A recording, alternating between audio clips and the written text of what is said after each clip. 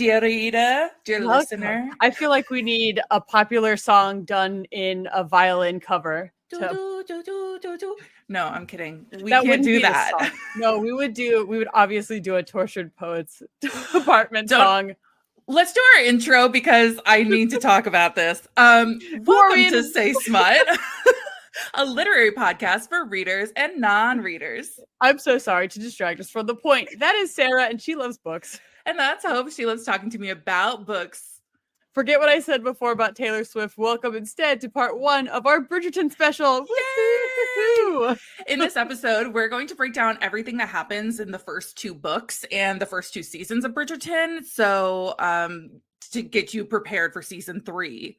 Yeah, more prepared than you could already be because I know we're all so excited. The next 2 parts will be going through the book Romancing Mr. Bridgerton. So part 1, we're going to talk about chapters 1 through 11. And then in our part 2 episode, we'll be covering chapters 12 through 23. You're welcome to read along with us if you want to.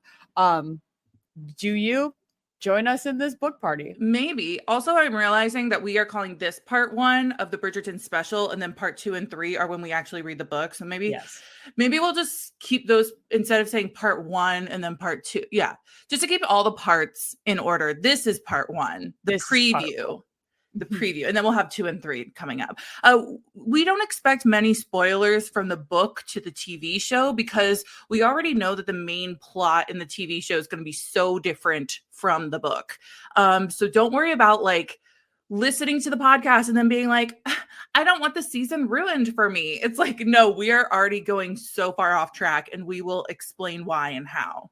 Yeah, so I'm going to go through what happened over season 1 and 2, and then Sarah's going to fill us in with some of the differences in the book and the Easter eggs. And yeah, like Sarah said, from my understanding, we are so off the plot in season 3 of Bridgerton that what we tell you happens in the book, I don't even know how much will be relevant. Well, okay, and here's the big, massive spoiler. I'm about to tell you who Lady Whistledown is, and if you don't know by this point, I don't know which rock you've been living under, but Lady Whistledown is Penelope Featherington. And if you don't know that, we just gave you a lot of foreshadowing into like what's about to happen. So I think the show doesn't want us to get rid of the Lady Whistledown plot yet and wants to keep that mystery. And so they are diverting because the whole book is about her identity being ousted. So that's why we're kind of like, don't worry about any spoiler alerts because they are already changing the plot to be about her trying to find a husband, and Colin's going to help her give like tips and tricks onto finding a husband. Obviously, things go awry. If we're talking about Tortured Poets Society or Tortured Poets Department, sorry.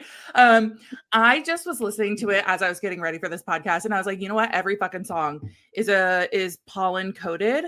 Because first of all, Fortnite, maybe not as much. The Tortured Poets Department, them both being writers, very pollen coated.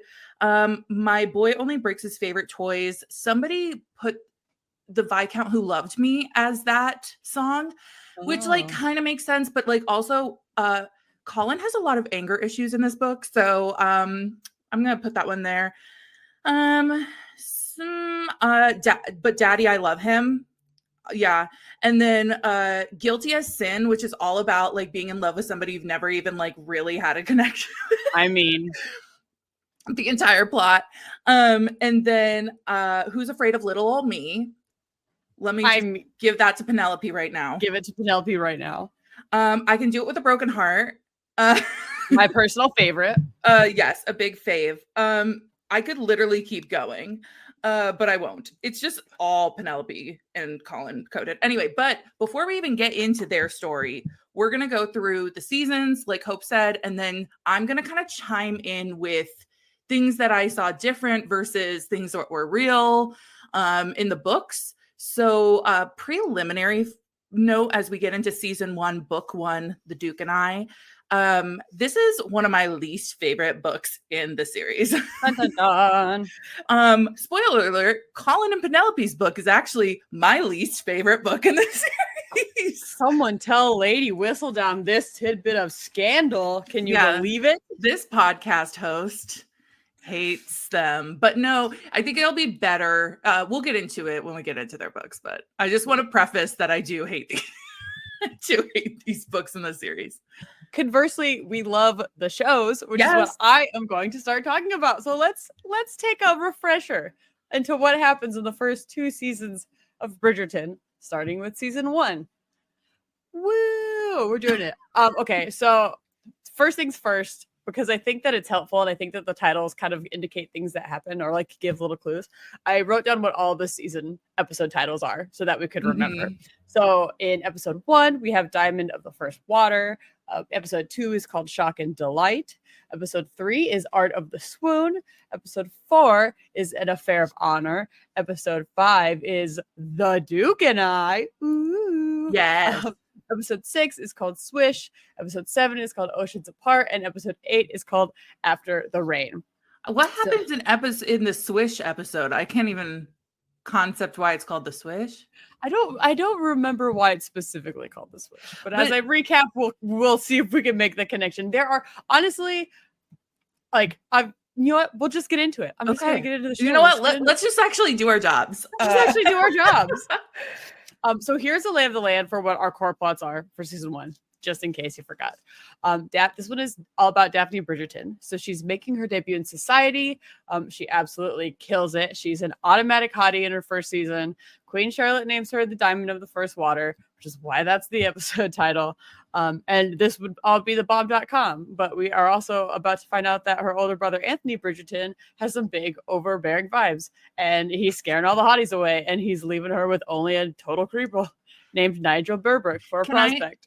Can I ding in? Yes, always. First of all, in the book, like, Anthony is not overbearing at all. Like this is such a matriarch family that he's like, you know what? I trust my sister to make the right decisions. Also, Daphne this is not her first season out in the book. She's had 2 seasons out and she hasn't gotten married yet.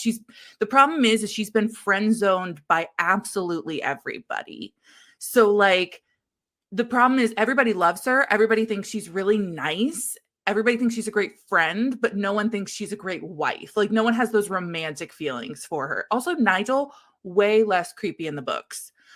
He's described as being like really kind, but maybe just a little too kind. And Anthony actually rejects 2 marriage proposals for Daphne from Nigel. And like, he's trying at the beginning of the book, he's like trying to get another marriage proposal in. And she's like, Anthony, you got to intercept this.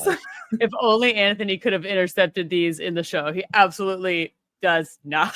Wonderful. He absolutely does not. Anyway, thank you for entering that, because I did have a note as well. Having read the 3rd book, I have to know that things that happened to the 4th book. I'm sorry. I just want to chime in because we're ignoring Benedict, apparently. We are.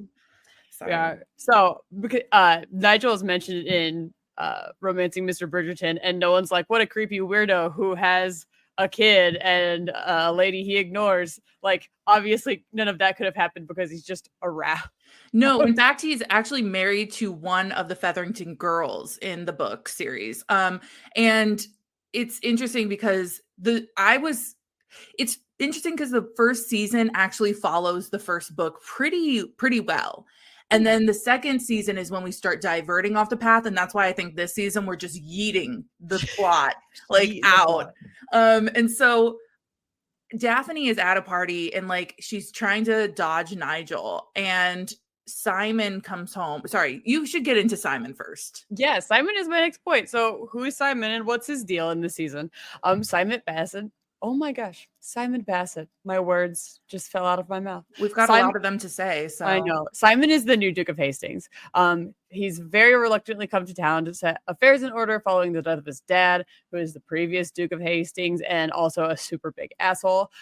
We know that he doesn't want to stick around too long and is pretty keen to get out of the town, especially because the season's just started and there's going to be so many moms who want their daughters to get married. But he ends up sort of getting like guilted and forced into staying by Lady Danbury, who raised him essentially after his mom died because his dad sucked. And Simon promised his now dead dad, that the Hastings line would end with him. And so he has no intention of getting married this season, despite the hopes of Lady Danbury and everybody at the ton. And so the 2 of them together, Daphne trying to like dodge this creepy proposal from Nigel and not really having other prospects, and Simon, who just wants to be left alone, decided they're going to hatch a plan together and they're going to pretend to court each other so that Daphne doesn't have to get engaged to an icky guy, and so that the other guys of the town will be like, Daphne must be pretty hot if Simon likes her. Maybe we should all like her too. And then B, so that the moms of the town will just leave Simon right the fuck alone. And surely in trying to pretend they're courting, these two won't fall in love, right? Yeah, of course. Right? I do want to point out in the show, because Hope and I have been sending each other a bunch of like fan Easter eggs, theories, and stuff. One that I saw is that when Daphne and Simon walk out from like the garden, which I actually probably get into that scene quickly, because in the book, Simon overhears like kind of a woman like trying to tell a man like, no, you've got to stop. And he's like about to swoop in and like help her. And it's Daphne talking to Nigel, and there's like, she's being kind and he's trying to obviously ask for her hand again, and she's like, he's pretty much like, no one will marry me, you're just so nice to me and I want a wife that's nice to me. And it's like, fuck you, Nigel. And then he goes a little too far, and Daphne does in fact punch him. Nice. Which is great. And then Simon walks in and is like, well, I was gonna help you, but turns out you don't need help. But what should we do with his body, because he's like literally unconscious on the ground. So that scene does kind of happen, and that's when they kind of come up with their ruse. But when in the show, when they walk out and they, slow-mo, and it's Lady Whistledown talking over top of them, and they're gonna dance for the first time in front of everybody. New couple alert. The first person it cuts to is Penelope watching them from the corner. And I think this is a very interesting detail. Wink, wink, nudge, nudge. Wink, wink, nudge, nudge. Yeah, you get the hints of it. Not really a spoiler alert, because we're going to talk about it later in this episode, but we all, as an audience watching Bridgerton, do find out that Penelope is Lady Whistledown at the end of the second season. So it's fun having had that knowledge now to watch again and see just like little hints where they were nodding to it. Yeah. And yeah, to Sarah's point, that they're pretty side by side, the same setups between Nigel and Daphne and Simon at this party. Although the vibes, instead of being like Nigel being like, you just are so nice and I think we could get married, it's like much more threatening and much more creepy. Yeah. When she first meets Simon, she literally runs into him because she's like trying to run away from Nigel at a ball and like not have to interact with him. And then in the scene where she punches him, it is a lot more like, you don't have any prospects and nobody likes you except for me. Yeah. And so the whole vibe is just way not I feel like they needed a villain for the show. Like they needed to make somebody the villain, and they were like, here's an easy pick. I will also tell you, because you're going to get into Anthony's feelings about their dating, but Simon visits Daphne. He calls on her after their big kind of ruse, and sure enough, she's already got callers. She's already got men. It's almost like the Edwina scene when Anthony shows up for Edwina and there's like a line of men for her. That is Daphne after like one night with the Duke. So Simon brings her tulips the first time he visits Daphne. Now, I know we're going to talk about season 2 in a second, but Violet in the show, season 1, is embroidering tulips onto a piece of cloth that she said she's going to gift Daphne. And so this is kind of a call, and because she says like, it's a sign, tulips are a sign of passion, and I hope you give your wife tulips someday, your future wife. And we will get into that for Anthony season 2. Will that show up later? Maybe. I just love that there's a call, because Simon brings flowers not for Daphne but for her mom, because he understands how important it would be for the matriarch. So yeah, the nice hot thing to do is be nice to someone's mom. So you heard it here first. Now that we've mentioned Anthony, let's see what his deal is in season 1 of this show. In season 1 of this show, Anthony Bridgerton is a rake. Obviously, this is focused on more in his season, but we open up with him hooking up with all kinds of ladies. The main plot point for him through the whole season is his relationship with the opera soprano Sienna, which becomes very fraught throughout the season due to their differences in station, and ultimately ends with Sienna deciding to settle in with a nice guy who doesn't have that baggage of being a Viscount, and where she doesn't have to worry about being anything but herself, which will set us up nicely for season 2. So he's got that going on, and then at least at the very beginning of the season, he's also trying to set up his sister, sort of, for success in getting married, though he doesn't do a really great job. He's like always trying to give her advice. Like, we showed up to the ball and you got to look around and see everybody and you made a hot appearance. And just as everybody's interested in you, we should definitely leave so that we leave them wanting more and just don't interact with them. And this will all definitely work. And it absolutely doesn't. And he is the like direct reason why Daphne, despite being the diamond of the season, does not have a single dude other than Nigel show up to hang out with her. Thanks. It's kind of interesting because you have Anthony giving Daphne advice that she clearly doesn't want, but she's accepting because it's her brother and he's older and he knows more. And she's a woman, so she has to. Yeah. And she's also receiving advice from her fake courting with Simon. And it isn't until she kind of drops both of their opinions and shows up at that one ball where that prince is going to be. And like, she's kind of like, you know what? Fuck it. I'm going to do exactly what I want to do. Fuck these men and their opinions. And then like, she kind of comes into her own. So I kind of like that comparison of like these two men who are allegedly telling her how to date or how to like get men. And then she's like, you know what? Fuck it. And then she gets a prince and then whatever. But while we're talking about Anthony, first of all, I will touch on the opera singer in season 2, book 2, because it's a very, very, very subplot and it's not as intense as they make it in the show. But I appreciate that they brought something from the book and kind of amplified it for the show instead of coming up with something grassroots. So then they actually tell Anthony about the fake dating really early on. So he knows about the fake dating and he doesn't like it. He actually makes a passing comment about like putting on a duel for Daphne's honor. Wink, wink, nudge, nudge, foreshadowing. But I also want to point out that Anthony, if you've watched both seasons, continuously falls in water all the fucking time. Just always in water. Because there's a whole scene that's not in the show, which I wish we kind of would have gotten, that the Bridgertons go on a little day trip and they have to take like this private yacht to get there. I don't know. But Simon joins them. And at one point on the trip, Anthony falls in water with Simon.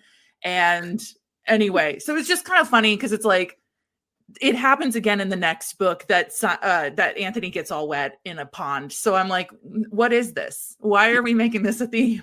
For the show, they were like, we can only effectively do this one time. Jonathan Bailey constantly needs to be in water, though. Like, we need to put that man in wet clothing in water all the time. We've got to. I would have appreciated it in season 1 with Roger John Paul, but I would have also. So it's fine. We'll get past it. Any Hoozle Bees. So that's more or less what we've got going on with Anthony. As the story progresses, his friendship, we find out that he and Simon went to school together and are friends, so they know each other and he knows Simon's whole vibe, and so he doesn't know that they're pretending to court, that he and Simon and Daphne are pretending to court, but he does know the ruse. Like, he sees that they're courting and doing all this stuff together and he doesn't like that, and he's like, look, this is my friend, he's a hoe for show, this is not going to work out.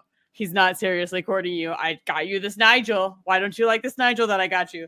But yeah, it's just funny. They remain friends for a while. When they don't become friends, I don't want to spoil this because we're not getting into it yet. But it is like when Simon and Daphne get caught outside by themselves. We'll get there. Yes. I will say Simon and Daphne meet another Duke who was really good friends with Simon's dad and was there when the dad died. And the old man Duke, entrusts Daphne's with the letters that the dad wrote before he died. I think like the whole plot of like Simon having a stutter, the whole thing about his father not wanting him because he thought he was an idiot, his words, not mine. Because of this lisp and this stutter, it's more we don't have the flashbacks that they do in the show. So I feel like this was them trying to give a person who knew the dad and like tried to interweave some of that. So there are these letters, and I'll talk about what's in the epilogue with these letters. But he's like, hey, the Duke Simon doesn't want the letters from his father. So the old man's like, hey, Daphne, will you take these? That would be really great because I just want them off my hands. So anyway, so they go to the gardens and like they're not fighting like they are in the show. Do you want to give that scene? Yes. So a quick TLDR on the progression of Simon and Daphne's relationship. They run into each other at this ball. They don't really like each other that much, kind of off the bat, like wrong first impression. We get to a point in the ball where Daphne punches Nigel Burbrook, and Simon sees that, and we're like, weird. Let's figure out, like, I don't know. I was gonna help you with this guy. Maybe you don't need help with this guy. Eventually, Daphne's like, let's look, I don't want to marry a Nigel, and you don't want moms to be hounding you. Let's pretend to date, and it'll solve both of our problems. Other people will think I'm hot. And this ruse goes on, and obviously, as they're doing it, they're falling in love with each other. And he's telling her about how to masturbate and a bunch of other fun stuff like that. And it's clear that, like, at least Daphne is, pretty into Simon, and it's kind of a little bit harder to tell if Simon's really into Daphne. And eventually, he is essentially put in a position where he's like, my feelings are maybe getting too real, so we should end this right now. He's like, we actually aren't even friends. We're not doing this ruse anymore. I've actually never met you. He basically don't know you. They're going in the show. They are going to meet somewhere and like do a social outing together. And she's like, I thought maybe we could do this today. And he's like, actually, too bad. We aren't doing this anymore. You've got suitors. I'm ready to get out of town. We aren't friends. Miss me with this anything, and none of our relationship is real. And so Daphne's like, well, fine, I guess you're right, we're not friends, all this is fake, I'll pretend I don't have any feelings. Let's move on to Queen Charlotte's hot prince nephew, I believe. Let's move on to him instead, because he would be the next hottest person for me to have a relationship with. And Simon, he is a prince. Like, he's a prince. He's a prince. He is an actor who was in the Harry Potter movies. His name I don't remember, and we're happy for him. And so they start courting instead. They go to, there's a whole boxing and gambling subplot that I will mention. It's not a thing. I'll mention in some subplots in a little bit, but Simon sees them there and he hates that. And then there's a ball where it's pretty obvious that the prince is like lining up proposing to Daphne. They'd kind of talked about how they want kids.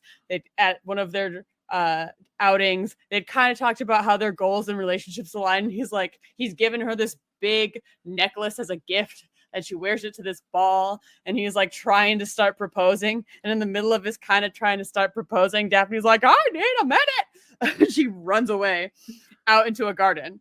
Simon, can I pause really quick? Because she runs into the garden, well, like a balcony area first, and she like rips off the necklace. Yes. And like puts it down somewhat, like on the balcony terrace area. And then we never see that necklace again in life.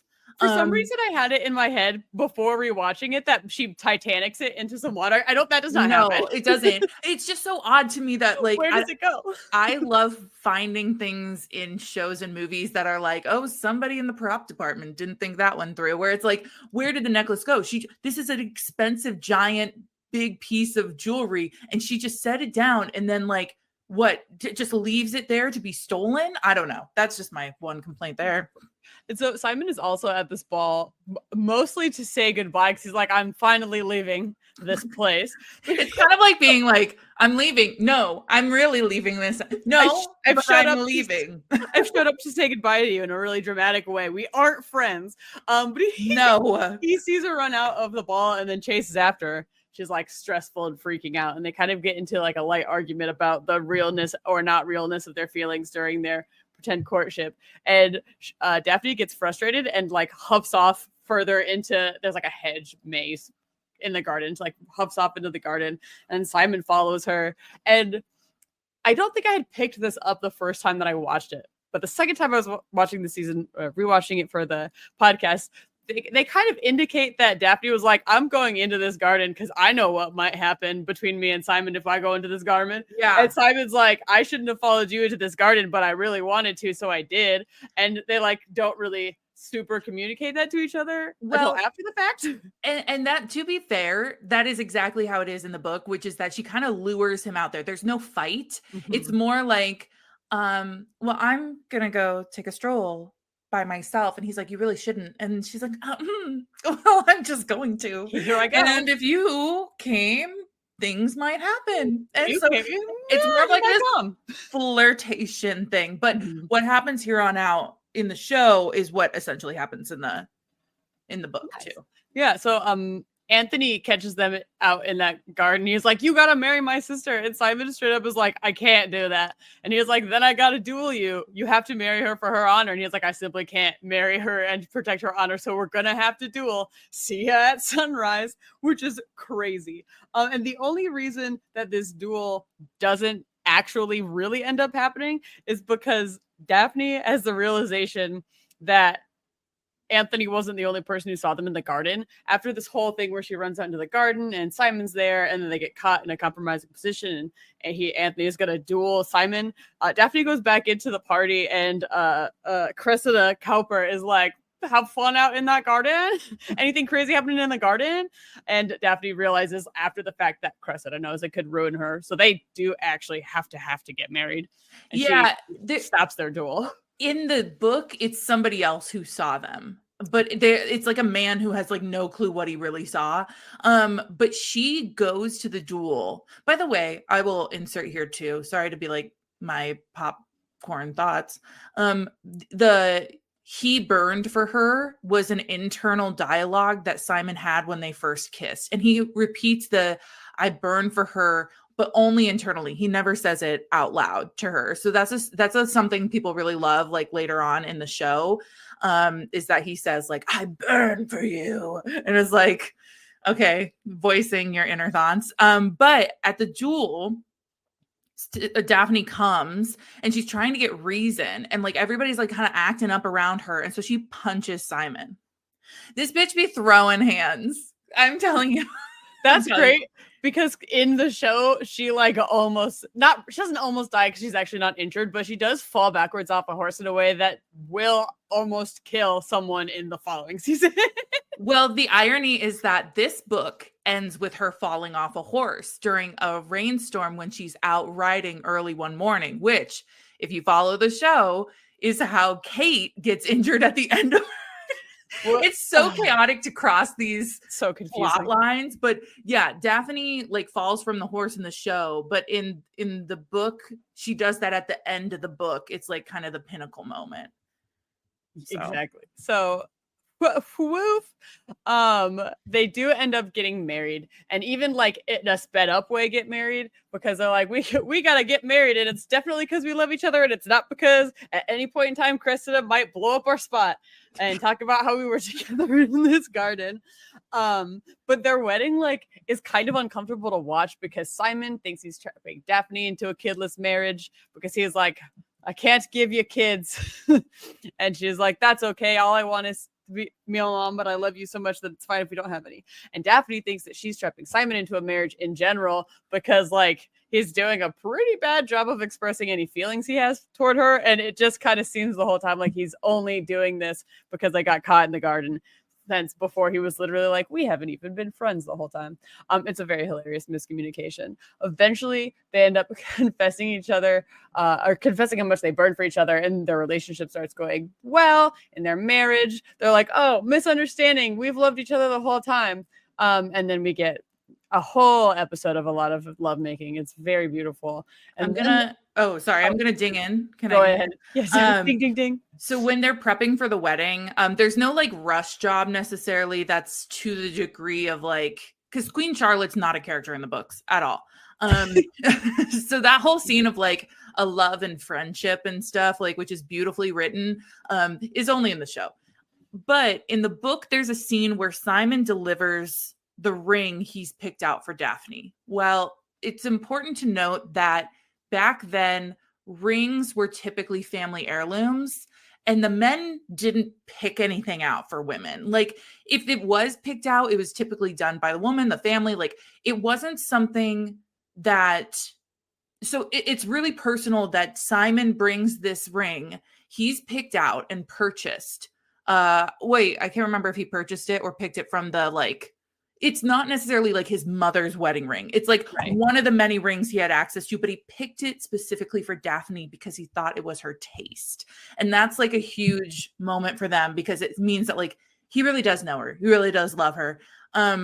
But it reminds me of the scene in season 2, which we will get to, where Anthony brings a ring to Edwina, but Kate tries it on. But there's kind of this whole, I feel like that's where we're kind of throwing scenes between the different family members, like we're talking about right now. So, yes, there is also a lot of sex that they are having. And one of the primary parts I think that you're going to get into here is that the whole like, she doesn't know how sex works. Her mom was not very clear. And that's also in the book.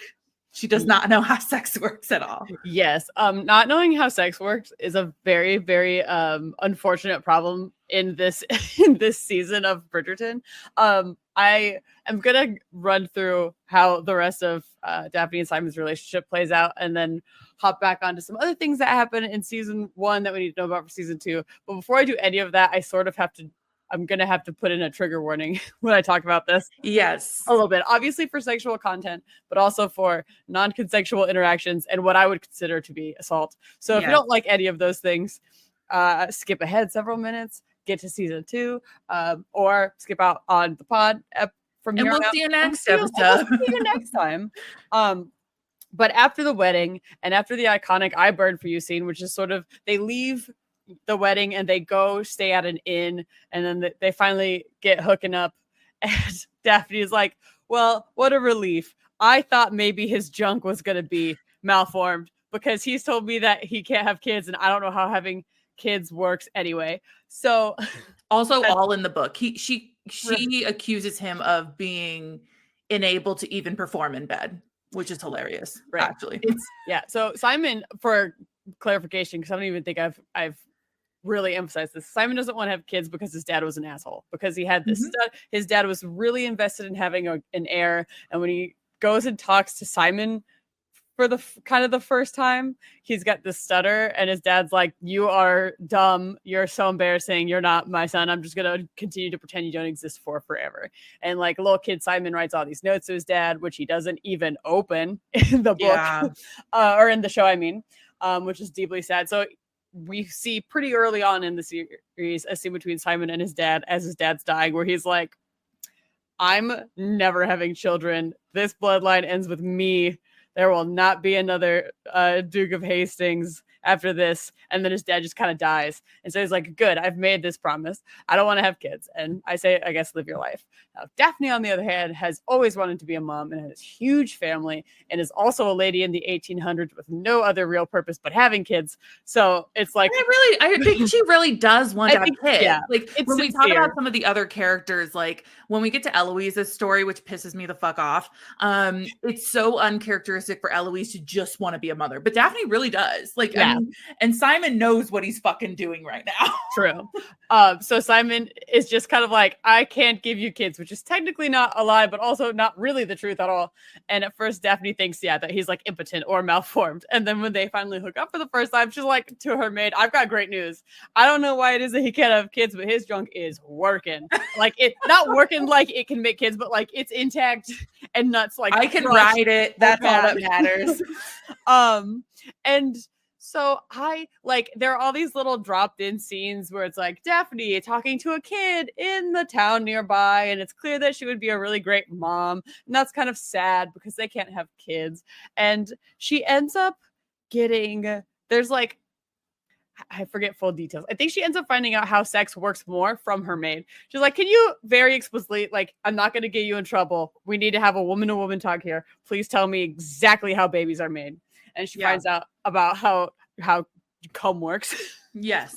Because up to this point, we find out that Simon, it's not that Simon can't have kids, it's that he's been pulling out this whole time, and he's just, which isn't a foolproof method. First of all, it is not.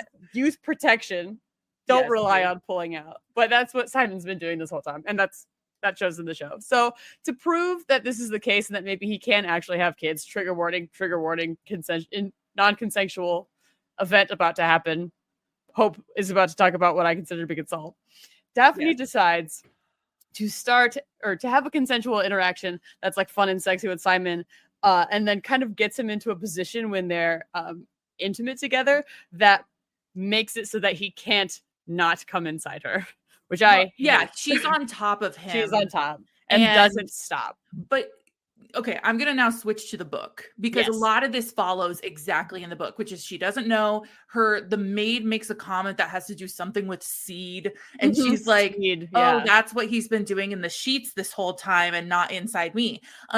So he comes home drunk and he's like kind of asleep and she's like there, and then there's like this really questionable scene where she like sees his penis is already erect like in his sleep and like pulls it out while he's sleeping, and he wakes up and they start having consensual sex, which I'm always like questionable because I get that there are scenes that like morning wood is a thing, but also consent's important, and just because they have morning wood doesn't give it a anyway, it does not matter. Well, it very much does, but not in the context we're talking about, because he wakes up and they start having sex, and that's when she tricks him and gets on top. And they emphasize, because how the books are written are in third person, but throughout the scene, they kind of switch who they're talking from the perspective of. So they'll be like, Daphne was thinking, blah, blah, blah, blah, blah. And then Simon noticed. So you kind of are seeing what's in each other's brain. And the truth of it in the internal dialogue is that like Simon is having such a great time. But also he's fully aware that he is strong enough to pull her off at any point, but he doesn't. And so they kind of are playing this game of chicken, and it's really fucked up still. Yeah. But they both acknowledge he could take her off at any point. She's supposed to be this itty bitty thing and he's supposed to be this massive thing. And not that that makes it right or wrong, or I'm not validating that it's not assault, but like, it's more of a thing that he kind of wanted to see how far this would go. Right. And that's not conveyed in the show at all. It is honestly, I think, worse in the show because none of that is the case. I hate it. I didn't like it the first time I watched it. I especially didn't like it the second time I watched it. I think if you reverse the gender roles and still carried out the show in the same way, it would be widely panned as problematic. Yes. And so, but it all turns out fine in the show. There's this, it creates a rift between Simon and Daphne. They're essentially at this point now waiting to see if Daphne is or isn't pregnant. And if she is pregnant, then he's going to like care for her and this kid, but emotionally just really cut himself off from her entirely. And if she's not pregnant, then they're going to split up entirely. And I'm still a little bit confused about whether the indication is that she is pregnant and miscarries, or if it is that she's just kind of late to getting her period and then gets it later. So everything that I have seen from like some of the analyses I've seen online is that because somebody was talking about she definitely gets her period is what they talk about, because Simon's trying to like keep an eye on whether she's gonna get it, right? Yeah. And somebody was talking about like how devastating, how actually like the taboo-ness around period culture really roots from this kind of 1800s concept of like women are required to be pregnant almost all the time, and so therefore having your period means that you're not pregnant, and that means that you're useless and you're failing, which I'm not meaning this in any actual sense of the word, it's just the public conception of it. But I'll let you keep going until I finish out what's different in the book here. Yes. And so after like weeks of checking her sheets to see if she's having her period and then not having it, it eventually comes they're at an opera together. And she becomes very sad because this essentially means not only is she not pregnant, but by the agreement that, or by the rules Simon has just kind of laid down on her, they're going to break right up. But don't worry, because it all ends up being fine. Don't even worry about it. It all ends up don't worry about it. If you are worried, don't be. Even though this was an extremely problematic end to a show. It's an extremely problematic show. But because then, yes, there is another ball. It's supposed to be kind of their last ball before maybe they're going to part ways. And they decide like, I don't know, maybe you should fight for the thing that you love and maybe your relationship can work out. And then it does. And then they get pregnant intentionally and then they're happy. Wonderful. Well, I'm going to finish out the book and then you can kind of give us some tidbits from the other parts of the show. Yes. So Simon actually doesn't keep an eye on her during this time. Because like in the show, it's deliberate. He's like, I'm going to stay in this fucking house until I know whether you have your period or not. In the show, he like leaves, or sorry, in the book, he leaves, completely leaves, and he's like, I don't want to look at her. I am like, Nice. he's so distressed by what's going on. And so he leaves and it's like, hey, send word when, when you're pregnant or not pregnant. Let me know when you get that period, girl. She writes a note, and it's very clear she's in town without him. That's another plot, is like she's in London without him, and all of her brothers, like every single one of them, are like, where the fuck is your husband? Where the fuck fuck is he? Why are you guys not together? And so they're all wanting to go beat the shit out of him, essentially. And it's actually, she writes a note and gives it to Anthony and says, give this to my husband when you find him. And so he goes and finds him, gives him the note, and kind of like, this is the moment where Anthony backs the fuck off and is like, you better make this right. Like, whatever this is. In the note, she details that like she hasn't had her period. She's pretty certain she's pregnant. So he comes rushing back, and he like now realizes his errors of his ways, right? He's like, you know what? Fuck it. I'm done. She's right. I'm letting my dad hold me at the grave, you know, and this isn't going to dictate my life. So then Daphne goes for an early morning horse ride. As you do. And she hears somebody following behind her, and she's not sure why somebody's following behind her this early in the morning. And oh no, she falls from the horse and gets injured, I guess. And then it's actually Simon who's behind her the whole time, trying to track her down, and is like, fucking stop. You wouldn't have fallen from the horse if you would have just slowed down. Anyway, so then he's worried that like she's pregnant and just fell from the horse. And she's like, oh yeah, I'm not actually pregnant. My period just came like extremely late from all the stress. Yeah. Relatable post.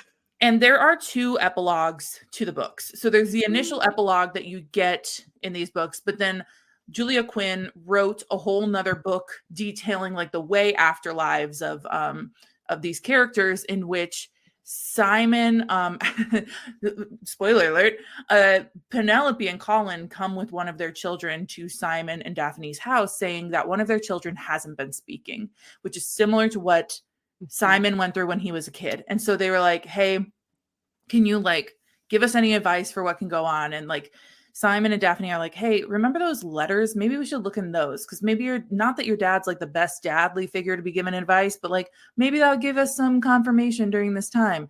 And they open the letters. Turns out they're pretty much just farming reports this whole time.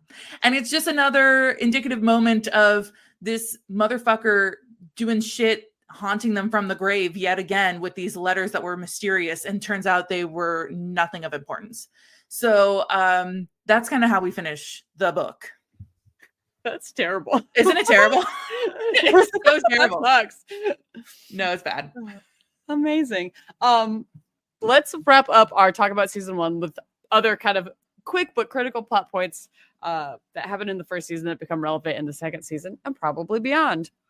While all of this is going on, Eloise Bridgerton is on the brink of her debut, but is more focused on crazy pursuits like thinking for herself and reading books and wanting more for women in general. Yeah. And her best friend, Penelope Featherington, seems to also be kind of keen on a future spinster life, although she does harbor a massive crush on the third eldest Bridgerton, Colin. Really? Oh, so I know, I'm as shocked as you are. Oh my God. Who could have seen it coming? Penelope is always on the sidelines of the balls, and she doesn't have any romantic prospects. Throughout the season, they share their musings on who Lady Whistledown might be. Lady Whistledown, what's that? Here's another important plot point of this. By the way, of this season is that there is a new gossip paper in town written by somebody named Lady Whistledown, and it names people fully when it's spilling tea, which is awesome. So this paper debuts shortly after the ladies of the Ton do, and the Ton is loving it. At first, they are giving out for free to lure the people in, and then they're like, "Paywall, buddy, you got to pay for these paywall," which is incredible. Who is this? We don't know yet, but everybody and the Queen are trying to find out. And Eloise and Penelope are like, I wonder who Lady Whistledown be. Certainly not one of us. La la la. At one point in time, Eloise is trying to help the Queen discover who the writer actually is, and we do learn at the end of the season that it is Penelope, but the other people of the Ton do not. So there is a scene where the Queen's like, I think I know who Lady Whistledown is, and we set up a trap, and we're gonna trap her at a printer's, and then we got her. And so Eloise like rushes out of a ball and takes a carriage to the printer, and then when the carriage that she assumes has Lady Whistledown comes to the bridge. She's like, "You gotta keep going. It's a trap. Go. Get out of here." And she saves Lady Whistledown from being trapped by the Queen. And also we see that it's Penelope at the end of the season. But nobody else knows that.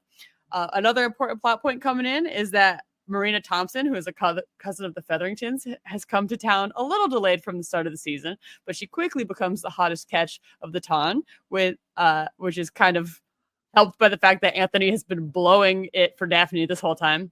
But pretty immediately after we find out that she's pregnant.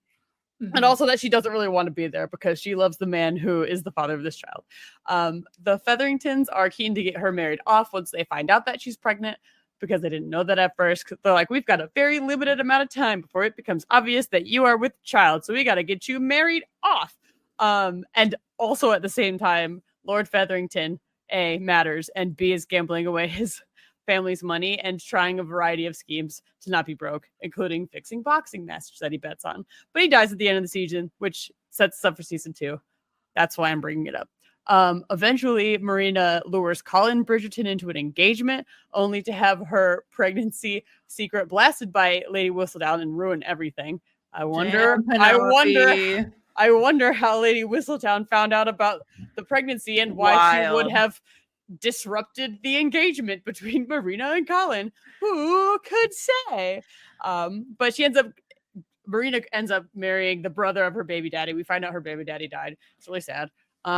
And she just kind of goes off. Can I insert a spoiler for Eloise's book here? You sure can, because I know what it is.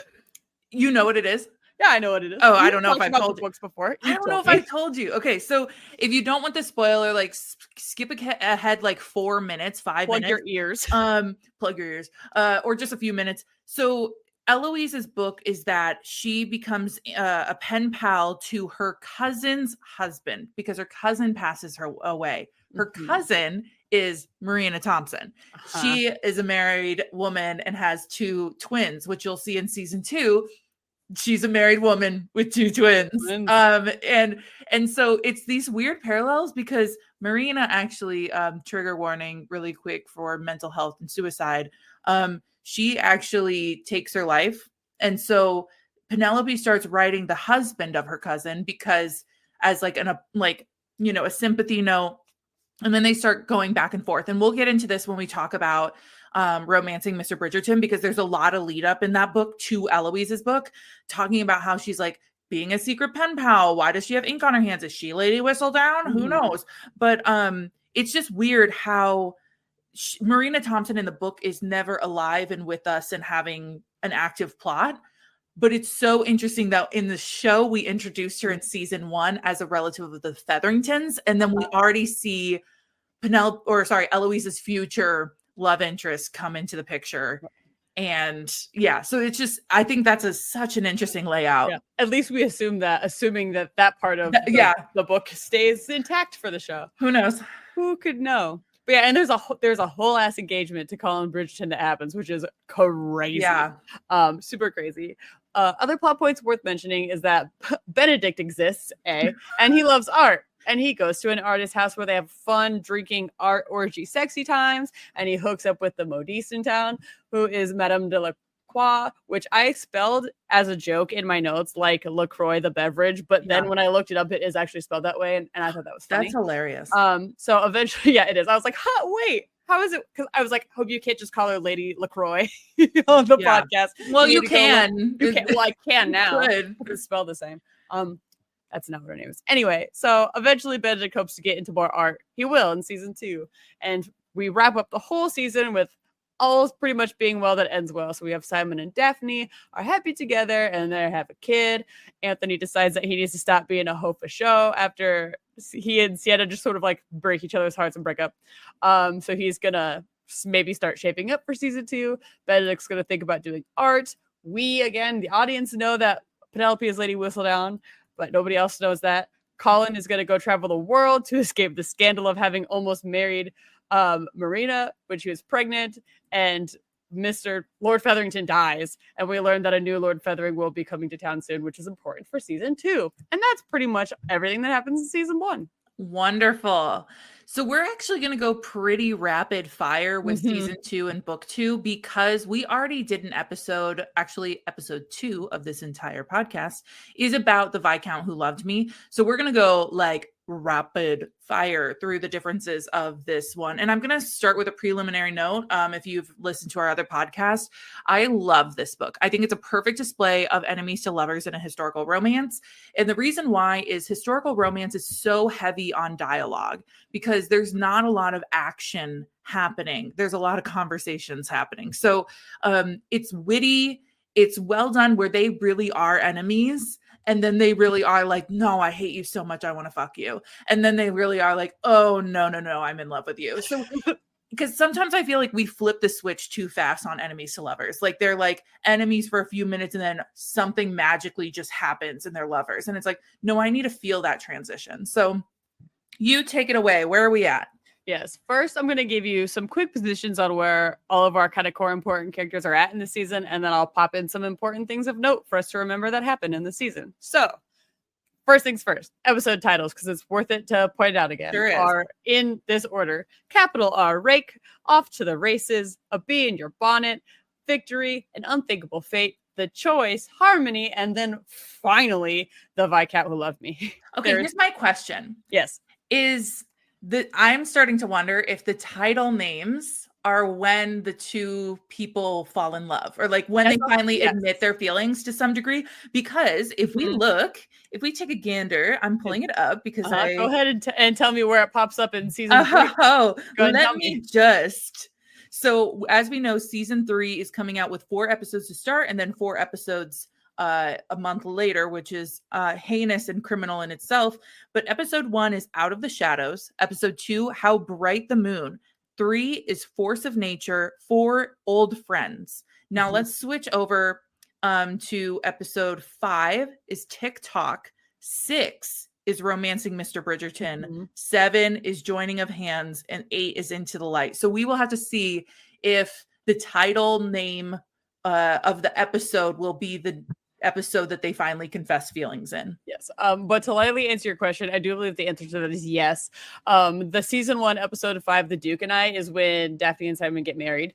And the episode, The Viscount Who Loved Me, there isn't a wedding for Kate and Anthony that you get to see, but it's like when they solidify their relationship. Yes. It's the last episode. Fuck it up. So surprise. Somebody put my money on that. Somebody put some money down with me on that because I'm going to bet it right now. And if the showrunners give that away, then it's like, well, no, every single season that they're doing that. Well, it's not like the couples are a surprise anyway. No, unless they start really fucking shit up. Which, by the way, we have heard one of the writers for the show has confirmed that there is a queer storyline that is starting to develop in this season. And I know that they've queer coded Benedict, and I don't know if we are going to go down that route, but that would make sense. And honestly, I think people are like the most detached from his story because his is a retelling in the books of like a Cinderella story where it's instant love at a ball and then her identity is not known for a long time. So I think it would be interesting if they switched that one up completely, give us a whole nother book storyline for that show. Anyway, sorry, go ahead. Yes. I'm just spitballing now. No, I love that. For the time being though, let's do what everyone does and forget about Benedict for a bit. This time we're talking about irrelevant. Forget about him. This time we're talking about Anthony, who is not fucking around. He is I mean, that's technically not true because we do see him literally pay some ladies for sex at one point. But beyond that, he's ready to find the most suitable bride possible and get this married shit over with. There is absolutely no love allowed because love makes us feel scared and bad. And also, we're pretty sure we're going to die young like our dad did. And also, we don't want to traumatize our future wife and children by dying. So let's just not love anyone at all. You know what I mean? No, fair. That's how I go through life. Mm-hmm. Yes. At the same time, Eloise is debuting into society and she hates it. She doesn't want anything to do with that nonsense. She wants to do boss bitch shit like hold an opinion and read more books and not necessarily have to enter society to get married and be a mom. So she's going to spend most of her time going to speeches about how ladies shouldn't be second-class citizens. And also she's going to meet and crush on and then just plain crush the heart of a print shop guy named Theo Shop, who is the most me type guy on the show so far. Like I don't know. I think like once you realize who, I hope that who she ends up with in the book is who she ends up with on the show, you'll be like, no, that boy was tomfoolery. That boy was a boy. This is a man. Well, I liked him. I liked him. I know, but he's still. I don't know. It's not. I've read the books. So I'm pretty sure it's not important outside of this season. Eventually, Queen Charlotte will come to suspect that Eloise is Lady Whistledown because of all the time she's been spending at the print shop, and I'll resolve that storyline in a little bit. Meanwhile, there is a new family in town, and they are more interesting to talk about. They're the Sharmas, who are not named that in the book. I do know that for sure. No. Anyway, so we have Mother Mary. LOL. We have the eldest, who is Kate, and the youngest, who is Edwina, and they're in town for the new season in hopes of getting Edwina married. Kate is, as we mentioned in our episode on the Viscount Who Loved Me, absolutely decrepit at the age of 26 in this show. 22 in the book. 20, super ancient at 22 in the book. And she is not worried about finding a match for herself. But the family is in financial trouble, and Edwina needs to marry a nobleman so that her family can access funds being withheld by Mary's parents. There's a whole TLDR subplot here about when Mary debuted and why she doesn't have this money. It's not really critically important. No. It's not really critically important. Penelope Featherington is still on that bad bitch Lady Whistledown shit. Her family is dealing with their lack of money as they await the new Lord Featherington to arrive, because remember, her dad died in the last book. And can I give a pause quick? Yeah. Now that we know what we know about Penelope's identity, and we will get into how much money she has in the next book. But why didn't she fucking help out? Like, why? I'm just curious. I can only assume she was like, I've only been allowed to wear yellow ass dresses this whole time. You aren't getting any money from me. You don't deserve my money. I don't know, but yeah, she absolutely does not help her family come out of this financial problem. I also don't know how much she knows the extent of the family's financial issues. That's fair. To be fair, she comes onto it because of the whole scheme. Kind of, she gets onto that. Anyway, go ahead. Yeah, so we're waiting for the new Lord Featherington, who ends up being a cousin from America named Jack. TLDR again is that Jack is here allegedly as the owner of a successful ruby mine, and allegedly has a lot of money, but in reality, he is broke. And allegedly. In reality, he's working on a scheme to marry a rich family, Reed Cressida Cowper, and that gets foiled by Lady Featherington, who instead forces him into an engagement with her daughter, which is gross because they are related, and also it prevents anybody from making money because everybody's poor. I will throw Benedict a little bone here in that we do have to acknowledge that he goes to art school and wants to be an artist, but then gets discouraged because he finds out later on that he got into art school because Anthony helped secure a spot with the donation. And also there is a scene, which is my favorite, that I must have forgotten happened because we super didn't talk about it in the podcast, but there's a scene where Benedict does hella drugs. No, he gets so fucking high, and they have a dinner. They have a dinner, and it's the iconic meme where Benedict's like holding his face, and he's like, "Oh, like, I can't function. Like, I can't believe I could say that." And that's my favorite thing Benedict does in the whole season of Bridgerton. And Colin is back from his travels, and he's mostly just vibing. He does visit Marina. I don't feel like that subplot is worth diving into, unless you want. We will dive into that when we go into Eloise's book. Yes. We do know that she has the twins. We find out she has the twins. She is happily married. She's like, Colin, is she happily married? Well, she looks very unhappy. She's generally contently married and is like, nothing about my situation is going to change. So Colin, maybe just leave. But she does say in that moment, you need to recognize what you have. That's like right in front of you, like Penelope. And he's like, Penelope. And she's like, yeah, fucking Penelope. Yeah, anyway, because she, at the end of season 1, I should say that Marina and Penelope form a friendship. Penelope's very nice to her. Also, she's like, Marina's trapped in her room for a lot of the front half of the season. And so the only person who can really be her friend is Penelope anyway. But she figures out that Penelope likes Colin. And after all is said and done, and Marina's going to go marry the brother of her baby daddy, she's like, maybe Colin will figure out that he likes you. Wink. But yeah, he does visit her, and she's like, leave. And so he's like, okay, I'll leave. He's like, oh yeah, you're actually like married and boring now. It's weird. I do see now that it's weird that I came back to hang out with you, and also that your husband and I got along really well. That's all very awkward. Yeah, your husband and I are best friends. We're actually going to be brother-in-laws soon. So anyway, bye. Here are things that happen in this season that are important and fun. So Edwina debuts as the diamond of the season.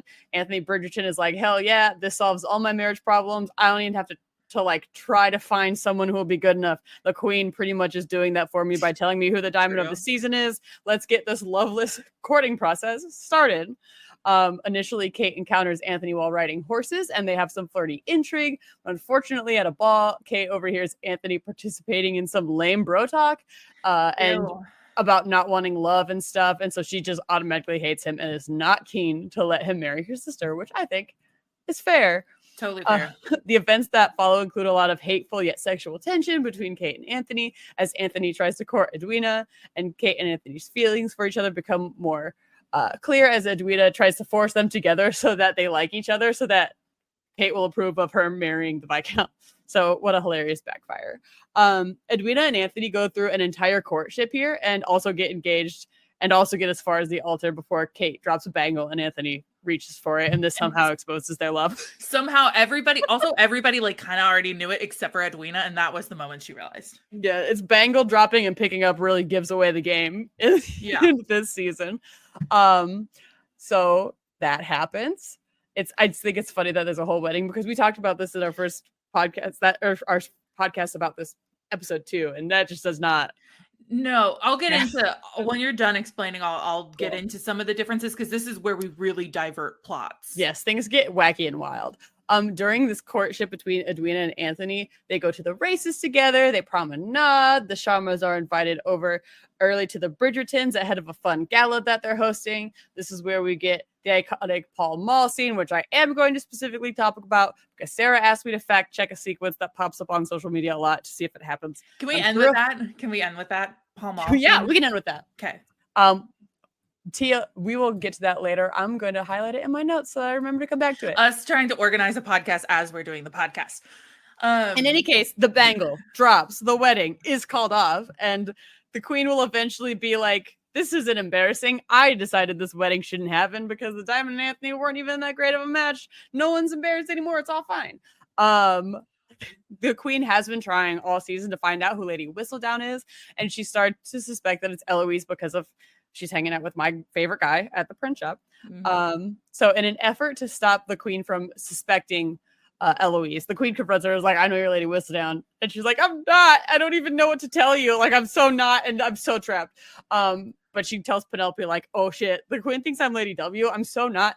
I don't know what to do. Everything's terrible. And so Penelope just to herself is like, I have a really, she is given the idea from, I think, Lady Delacroix, that Lady Whistledown would never write a really, really, really heinous thing about herself. So if she writes something really, really heinous about Eloise, the queen will stop thinking that Eloise is Lady Whistledown. And so she does. Lady Whistledown, Penelope, we know it's Penelope in the season, writes about how Eloise has been hanging out with political radicals, and it's an absolutely huge scandal. Just like blows up the whole Bridgerton family, and everybody starts avoiding them. And the Sharmas, also in the fallout of the wedding that didn't happen between Edwina and Anthony, they're just like complete social pariahs and are outcast from all of this. They have a fun ball that nobody goes to, and they just dance with each other. And after that ball, Kate and Anthony hook up, and then Kate dips on him and rides a horse. She wears the best fucking outfit for that little scene. The little, I think it's purple, purple number. I want it. I've wanted it since I saw it. You wanted it the first time we talked about this book. I did. We definitely talked about it in that episode of the podcast, and we want it again right now. And I want it again. Tell me where you got it. Can the casting department please, or the casting, can the costume department please tell us where it comes from? Hilarious. So yeah, she wears a very beautiful purple little night outfit. And then in the morning, this is going to sound so familiar, dips on Anthony and rides a horse in the rain, and then it gets kicked off the horse and hits her head and almost dies and is unconscious for about a week. Which is so crazy. Which is so crazy. For like so many days. And also the rest of society is just kind of like, isn't it so crazy about how the Bridgertons are like that Eloise is all with political radicals, and also that Edwina didn't marry Anthony, and like how gross these families are. And Penelope's got like, maybe because she's like like, I don't know if you heard about this accident, but Kate's not conscious. Maybe we could just lay off.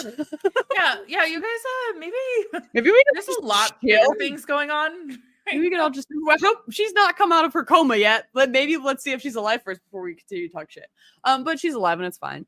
Anthony tries to propose to Kate after she wakes up, but she thinks it's just because they hooked up and it's not for love. So initially she's like, no, I'm just going to go back to India, as has always been my plan. But first I will attend this ball the Featheringtons are holding, and then I'll peace out. The Featheringtons are having this like big, lavish ball. They're like, finally, we're not the lamest family of the ton. Finally, everyone thinks the Bridgertons suck. We're gonna have a big Featherington ball, and it's gonna be awesome. And at this ball, Kate and Anthony dance, and everyone loves it. And this is when the Queen's like, they're a great couple. Don't you agree? I think so. Everything's my idea. Mm-hmm. Clap for my good ideas. Also, Edwina, have you met my prince who's a nephew? Yeah. Or my nephew who's a prince? Have you met my prince who's a nephew? Who's a nephew? Oh. You remember him from the first season? He still exists. And he's still single somehow. Yes, still single, still exists. So eventually they're like, I'm honestly tired of pretending like I love you, and they admit their feelings for each other, and it's beautiful. And then we don't get to see their wedding, which I think is bullshit. No, it's but bull. we do get to watch them mid-coitus shortly thereafter. Very important end to the season is Eloise figures out that Penelope is Lady Whistledown at this ball, and their friendship is absolutely over. Penelope and Eloise are like kind of off to the sideline of a ball. And Penelope starts kind of telling Eloise little bits of gossip about people around her that she thinks is funny. And Eloise kind of realized that she's never heard Penelope talk like that before.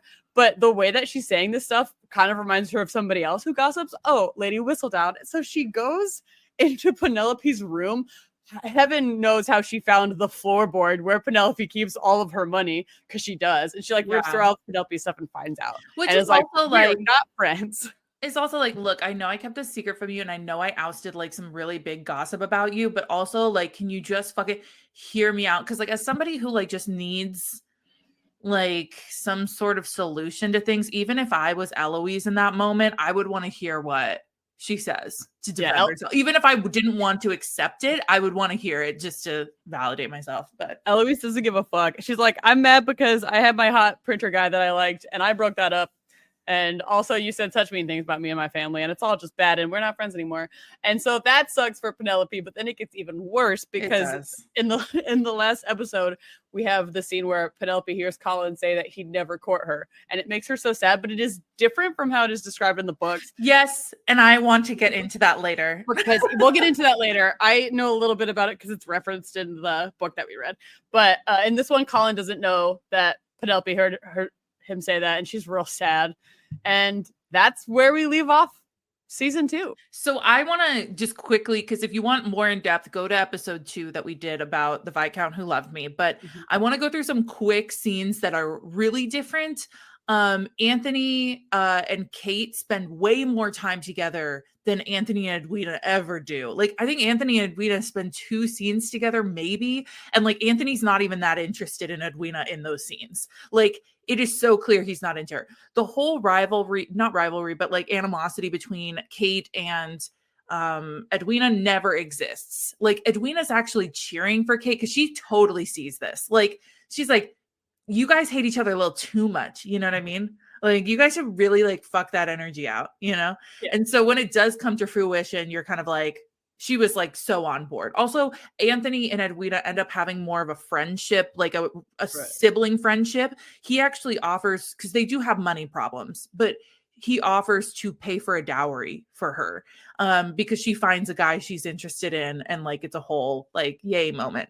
Also, Anthony and Kate are on a walk with the dog Newton, of course, and Newton accidentally sees Edwina and goes sprinting for her, and she's next to a pond, and then he like pushes her into the pond, and then Anthony goes to like help her, and then like Kate orders Newton to shake, and he like shakes all the water off of him onto Anthony. So here we are with Anthony getting wet again. Wish we would have had that. Anthony did not have a serious love affair with the opera singer, but at one point he's like trying to get Kate out of his mind, and he like kind of hooks up with the opera singer is trying to in his office, but Kate is actually under that desk, and there's like this whole little heated scene. And I wish we would have got that because it's so funny. I didn't realize when you were explaining that in our episode where we talked about the book that the person that he is trying to hook up with is supposed to be that soprano. Yes, it's the opera singer. And so he like shows her, and that's the first time they actually kiss. I love the Pall Mall scene in the book because it stayed semi-true with Anthony taking the pink one because Kate takes the black mallet of death. And while both of them don't fall in mud, Kate hits his ball into the pond and Anthony has to go and get it and stuff. So, and there are certain dynamics I wish we would have seen. So for example, Colin is kind of like this devil may care kind of aspect. He's also kind of like a chaotic energy. He's in all 3 books that we have read for this special. He is constantly creating chaos for his siblings, like constantly. So he was pushing Kate and Anthony together, whether he knew it or not, multiple times. And so I wish we would have gotten that. Also, the show makes it seem like Daphne and Anthony are super close, when in reality, the books, Colin and Daphne are really, really close because they're only like a year apart in age. In addition, Kate and Penelope are considered wallflowers, and they're kind of besties because of the wallflower status. And while at the house party, Cressida embarrasses Penelope. And then Anthony, as the man of the house and as the host, he is supposed to walk whoever is the second most important into dinner. That is kind of like the social construct. But he asks, so that would probably be his mother or like whoever is the top female guest. And he chooses Penelope and walks her in. That's nice. This is not the last time that Anthony steps up for Penelope. We will get into it in the next episode. But I love this dynamic. I wish we would have, I know that there's this ensemble cast and we're trying to highlight all these stories, but like there are people we are missing being together. Also, the library scene that we deserved, Kate having a panic attack over the thunderstorm, being crawled up under the desk, and he crawls under the desk with her and holds her through the panic attack. The bee scene that we deserved, which is that she gets stung and he like pulls her dress bodice down and like takes out the stinger and like starts to suck out the venom is what he says. Famously boob suck, I believe we talked about. No, there's some shitty sucking in there. And then gets found out by Violet, Mrs. Featherington, and Mary. And then like I said, it's just like kind of chaos from there. But that's where we really start to divulge. There's also this whole concept where Kate asks for a week of marriage before they have sex. And he's like, I'd rather not wait. Because and he's like, what do you think you're going to do in a week of marriage to prepare you to have sex? And she's like, I don't know. But then like, it's sweet because he gets all nervous and he's like, did somebody force something on you? And then he's like, wait, hold on. Are you repulsed by me? Like, do you not like me? Like, do you? And she's like, no. And he even gets on his knees and begs her like to please, not like necessarily to have sex, but like, please don't make me go without you for another moment. Like, I so desperately need you. Anthony actually verbally says, I burn for you. It's also the iconic scene where he is pushing inside of her during the sex scene and is like waiting a second for her to adjust to get comfortable. And she asks, is it over? Which we talk about in episode 2. It's hilarious. Yeah. So I'm trying to look if there's anything else I missed. The main point for Kate is that her fear of thunderstorms and her is coming from her trauma when her mom died when she was a child. She was super sick and died the night of a thunderstorm. And then Anthony kind of gets jealous of the concept that Kate overcame her demons. So why can't he overcome his demons about death with his father and like be able to fully give himself to her? So, so she doesn't fall off the horse like in the book, in the show, but instead gets in a carriage accident, which Anthony witnesses. And this is what brings the story to a head. And some people think this is echoed in season 2. The title credits show a carriage being pulled by 2 horses, which they think is a call to this moment. And then a lot of people say that obviously he has this fear of not living past his like 38th birthday or like 38th year. And Anthony is constantly checking his pocket watch as if he's running out of time or constantly late.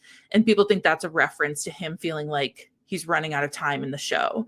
And then the fun thing is the first epilogue focuses on his 39th birthday, which means he outlived his father. So we have a lot more on that in episode 2.